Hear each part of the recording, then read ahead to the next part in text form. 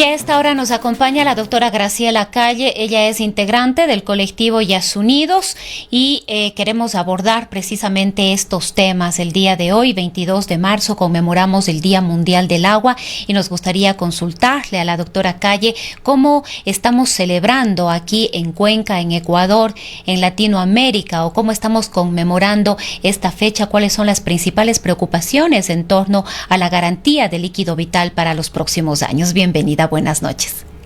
Buenas noches, gracias a ustedes por la invitación.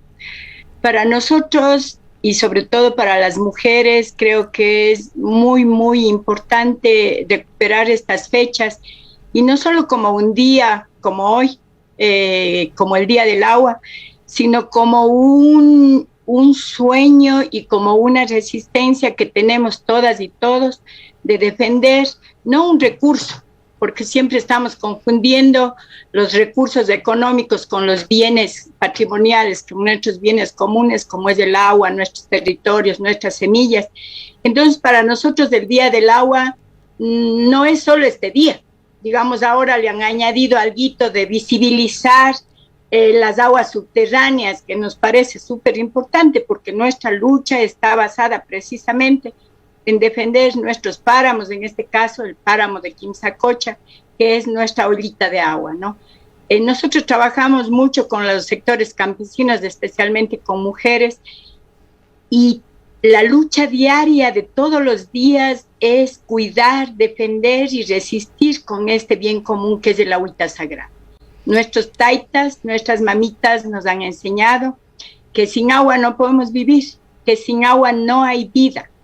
Y nos decían ya desde hace tiempo que en la escuela nos están enseñando cosas que no van a pasar. Por ejemplo, nos enseñaban que el agua es infinita, que nunca se va a terminar, ¿no? Y ahora estamos viendo que muchas ciudades, muchas poblaciones, muchas comunidades, muchos pueblos, les hace falta este bien común que es el agüita sagrada.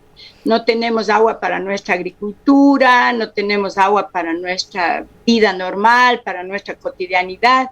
Entonces, para nosotros el agua simplemente es la vida, ¿no? Así es el agua, y por eso nuestras luchas, nuestra resistencia, todo este proceso que hemos llevado adelante de las consultas, que ahora quieren votar abajo, que nuestras autoridades no defienden, etcétera, ¿no? Entonces, doctora Calle, usted habla de resistencia, que tenemos que resistir, que nos encontramos precisamente ejerciendo este derecho. Esto tiene que ver con una arremetida que definitivamente podría estar poniendo en riesgo no solamente la calidad del agua para la vida, para el riego, para el alimento, para la supervivencia, sino la cantidad también, la cantidad y la calidad del agua.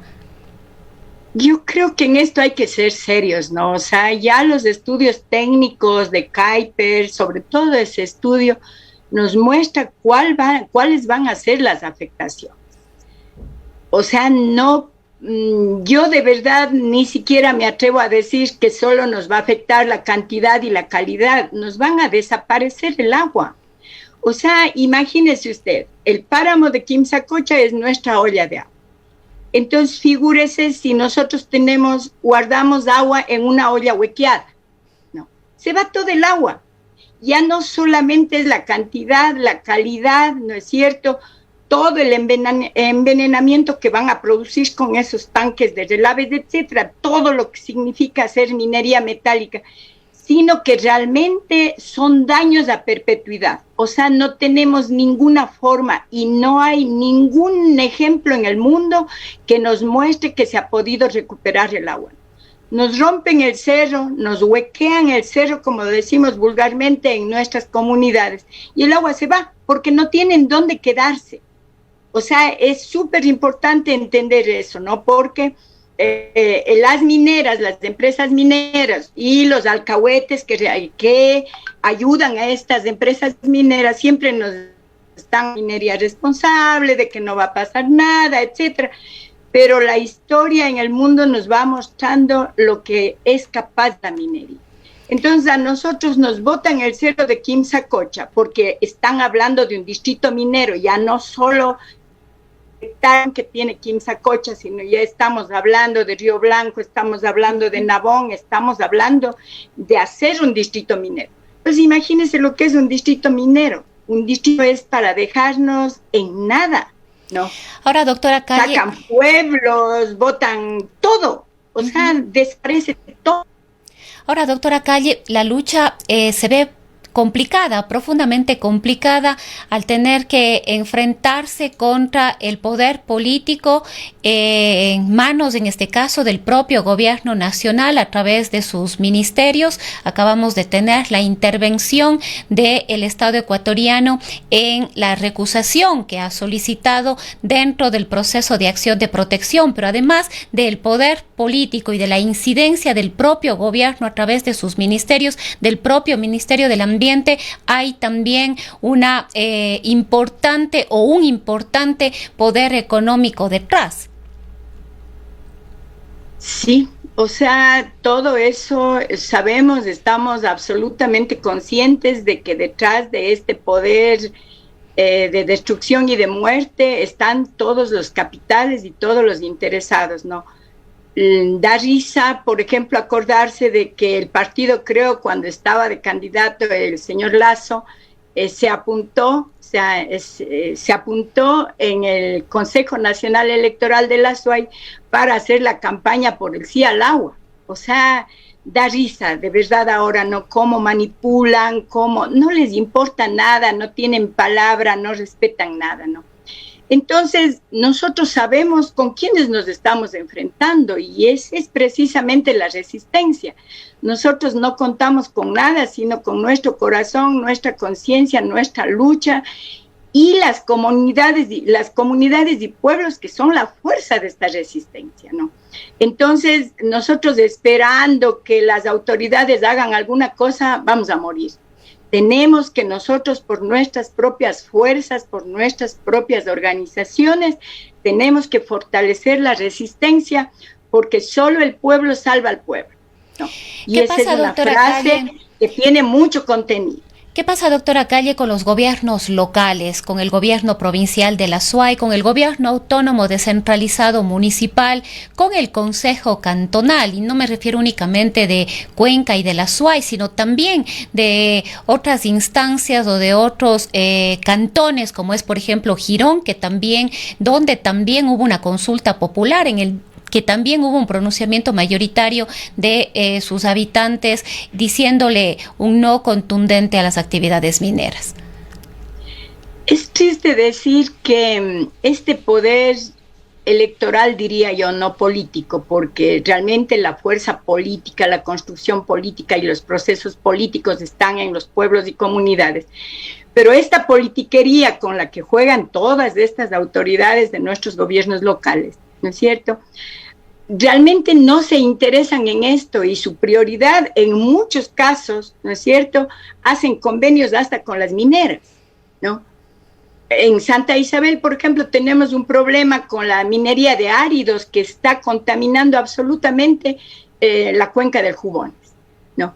La gente se ha levantado, ha protestado, ha visto las ordenanzas que hay ahí, toda la política pública, etcétera.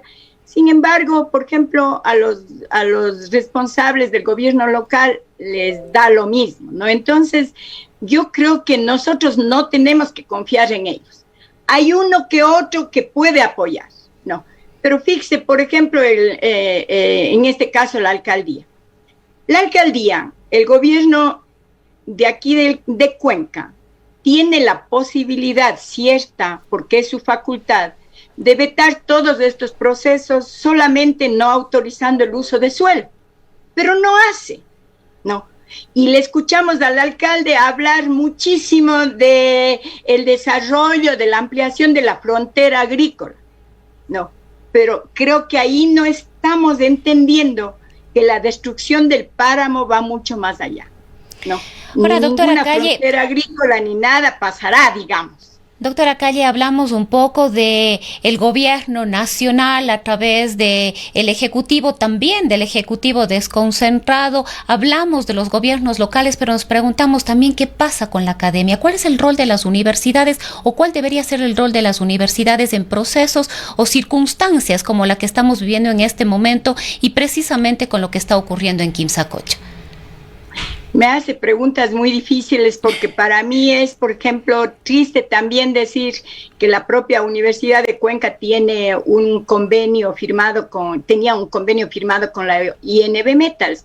Si ustedes llegan a la infraestructura, al campamento que tenía la INB Metal, ahora la Dandi, entonces ahí hay un letrero que dice la universidad en convenio con la minera. O sea, entonces uno realmente no tiene a quién volver los ojos, como diríamos, ¿no?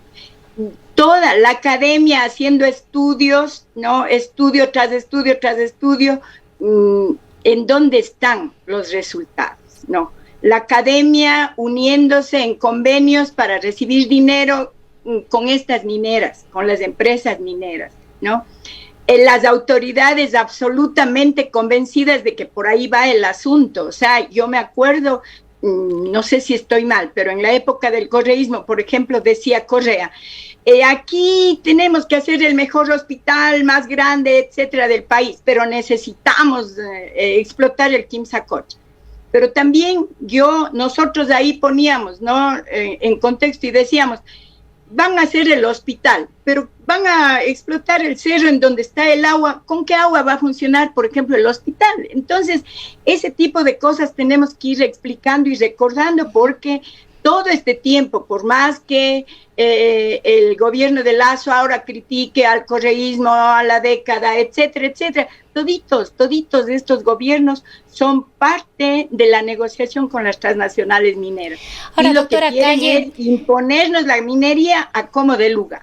Ahora, doctora Calle, a propósito que usted toca el gobierno de Correa, le escuchamos en más de una ocasión al propio hoy expresidente Rafael Correa Delgado diciendo que no podemos vivir sentados en una mina de oro y, en otras palabras, muriéndonos de hambre. Y quizás por ahí va el discurso del gobierno nacional actual también, que requerimos que el país, en la situación en la que está, en la crisis económica además en la que está, requiere de la minería, que son recursos que están ahí. Entonces nos preguntamos, ¿cuán real es estos recursos que entrarán por parte de las actividades mineras para contribuir en educación, en salud, en seguridad y en otras cosas que son necesarias? Absolutamente ninguna, porque está previsto que las ganancias por esta explotación minera en los 12, 14 años que tengan sería de 500 millones de dólares.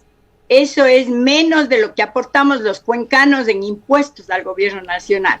Pero tener en cuenta que los pasivos ambientales y la destrucción que van a causar en nuestros páramos y con nuestra agua sagrada son a perpetuidad.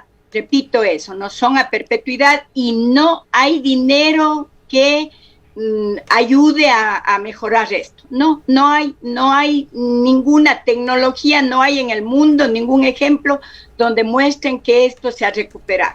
Nuestro cerro se morirá, no tendremos agua, y eso no es solo el páramo de Cuenca, será todo lo que es la Cuenca y el Azuay, con todo lo que aquí existe, ¿no? Nos iremos directito a la muerte, o sea, no hay otra forma de ver esto, ¿no? Entonces, cuando a mí me dicen, por ejemplo, vamos a sacar dinero de ahí, mentira, porque no es verdad eso, pero para nosotros la verdadera riqueza es el agua, no es el oro. Primero porque el oro no se queda aquí, el oro se va, se llevan ellos, todos los empresarios mineros, las transnacionales mineras se llevan todo, y a nosotros lo que nos dejan es solo la muerte, la destrucción, solo eso nos deja. Entonces, para nosotros la riqueza es el agua y en eso está centrada la resistencia, ¿no? Ahora, doctora Podemos Calle, nosotros no tener dinero, que obviamente no tenemos, pero en cambio el corazón y los afectos, el cariño que tenemos por nuestro Quimsacocha y por nuestra agua, vale mucho, mucho, mucho más que lo que ellos van a aportar o a llevar. Ahora, Entonces, doctora por eso Calle, es nuestra vemos lucha. que el pronunciamiento de los cuencanos, de las cuencanas, de la gente de Girón, e incluso recordamos la consulta popular que hizo el expresidente Lenín Moreno, en el que también hubo un tema relacionado a la minería y, si no me equivoco, estuvo con cerca del 70% en contra de la extracción minera y de este tipo de procesos, pero vemos que al parecer el pronunciamiento de la gente no es suficiente, no es considerado ni tomado en cuenta para avanzar, y es lo que estamos enfrentando ahora en este momento aquí en Quimsacocha. Todo da cuenta de que el proyecto en manos ahora de la Dundee Precious Metals va a continuar. Sí, pues así está visto, eso tienen previsto las autoridades, eso tienen previsto los empresarios mineros de nuestro país, pero la sorpresa que siempre van a tener, primero por desconocer la palabra y la decisión del pueblo, porque eso significa que no valemos para nada, según ellos, ¿no? Pero la sorpresa que van a tener, como siempre han tenido, es que aquí hay un pueblo organizado, un pueblo informado, un pueblo consciente, un pueblo que está desarrollando estrategias vitales como la agroecología, como todas esas cosas que nos dan vida, la recuperación de semillas, mejorando su ganado, mejorando sus potreros, o sea, volviendo a las tecnologías y sabidurías que nuestros taitas nos heredaron. Entonces, la sorpresa para ellos es que aquí hay un pueblo, y ese pueblo no está muerto, ese pueblo está lleno de corazón y sabiduría, y ese pueblo es la mejor arma que nosotros tenemos. O sea, no hay armas que nos asusten, no hay capitales que nos asusten, porque esos pueblos vamos a estar ahí como escudo humano defendiendo cualquier agresión a nuestro par. Bien, queremos agradecerle a la doctora Calle por habernos acompañado en esta noche y haber aportado con sus criterios en esta conmemoración mundial del día de hoy, el Día Internacional del Agua.